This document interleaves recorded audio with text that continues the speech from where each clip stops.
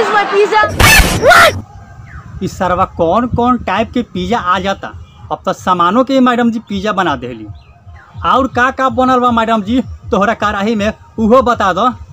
My burger. Burger और And this is my chicken. सब क्या देखना पड़ रहा है।